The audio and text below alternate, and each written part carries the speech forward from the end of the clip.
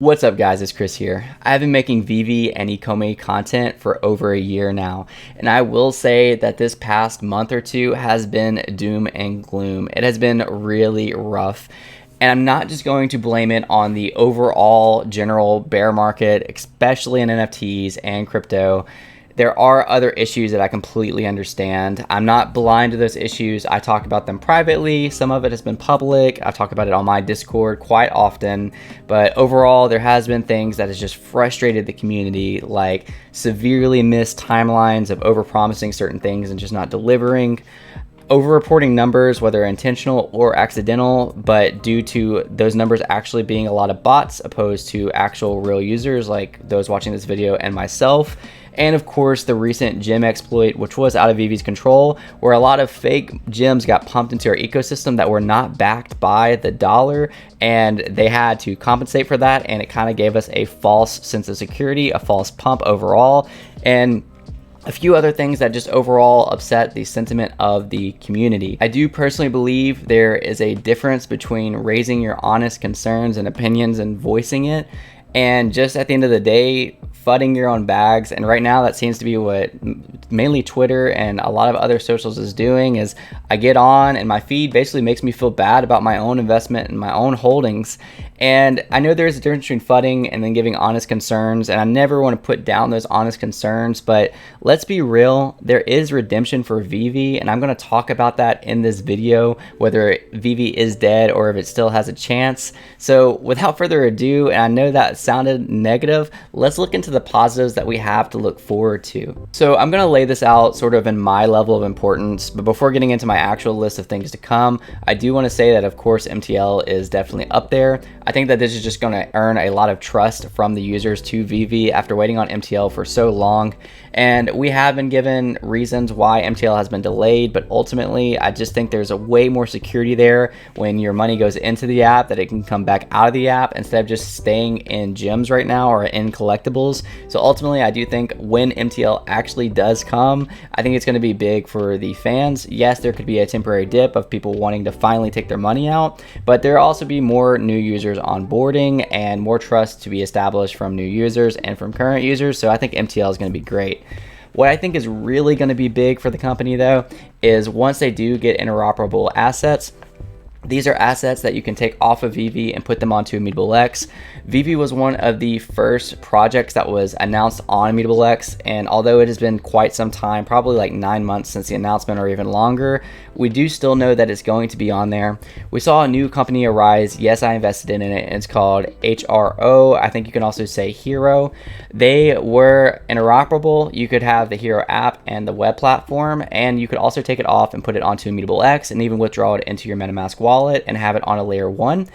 HRO in their first week had over a million, actually 1.5 million in sales volume, which is significant, to where you can sell your HRO cards for Ethereum, you could sell it for OMI, USDT or USDC. So it was pretty significant that it was able to be on Immutable X. Yes, this was a launch. Yes, there's hype behind it, and yes, it's different than Veve, but I think interoperability will be huge. The next things that could really revive the market is definitely with the MCP and OUP. If you're not familiar, I have videos on both of these. This is the Master Collective program and the staking program that Veve is offering, to where you're able to stake your OMI. So it's the OMI utility program. So the Master Collector program is going to have ways that you can accumulate points based on the collectibles that you own. I'm not going to go into it too far, but basically these points will allow you to be able to buy tickets into this new drop system, which I'll also lump that in with one of the things that will make Veve have a bullish future. And you're able to buy more tickets for your chance to get drops better. So instead of it being based on timing, which bots do have an advantage on, it'd be based on how many Master Collector points will allow you to buy these tickets and give you a higher chance at new future Grail drops, which would be great for users. And also, while I'm on this and while I'm on the obviously huge bot issue, I will say that so much of my timeline actually hit the drop today, which was the Moon Knight comic, which I was really excited about. So it does look like they are doing things about bots, which is a step in the right direction.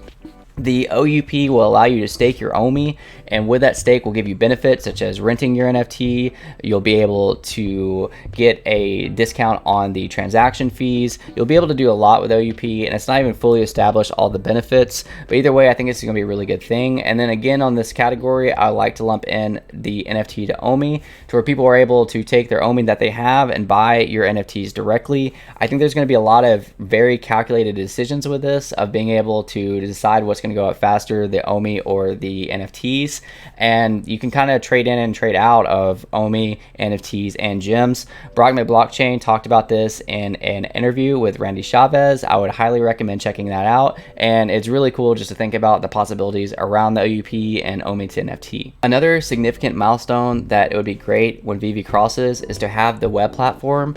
We already got a demo on the video that Dan Crothers released on YouTube that kind of showed how the web platform is going to look. This web platform looks very seamless. It looks amazing. I can't wait to navigate. Personally, I'm on my computer a lot, so it's just going to be so much cleaner to be able to navigate on my computer than on my phone app. And I'm sure as far as vault designs goes, people are really going to get creative with those.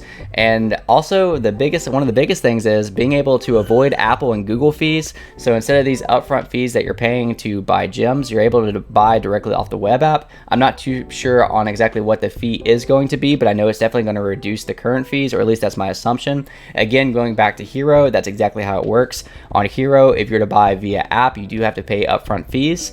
But if you buy over the web app, you don't have to pay those same fees, so you're able to save money that way. And I imagine Veve is going to be the same way, so I'm extremely excited for the web app. I think this could be a big deal, seeing more refreshed listings. I know one of the things that temporarily killed the market activity and killed my desire personally to be on the app every day is when they took away that market refresh, to where if you were able to refresh, you could see like the most recently listed and then be able to snipe that.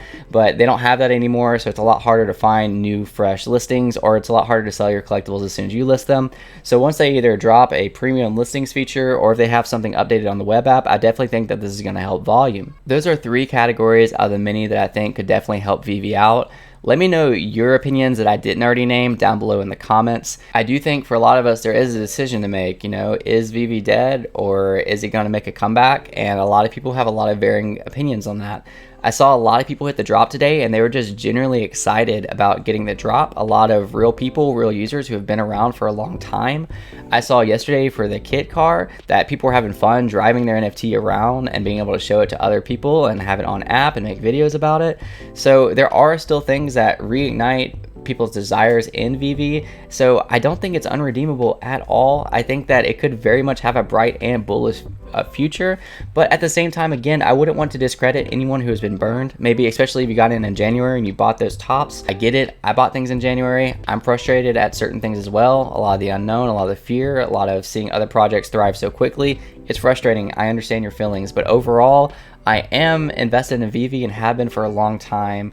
I do love the community overall as a whole. I still love the founders despite the negative sentiment around them. I really just appreciate them and everything that they have done for the company. And just, again, I've been around for over a year, so my overall sentiment for the founders is still strong. Was there things they could have done better? Absolutely. But I'll be in the minority to say that I'm glad that they're doxxed. I'm glad they have ran successful businesses in the past. And I'm excited that I really do believe that they are going to execute these things that I've laid out in this video. But that's your decision to make for sure, which route you're going to take with it. And I hope that you make a good decision.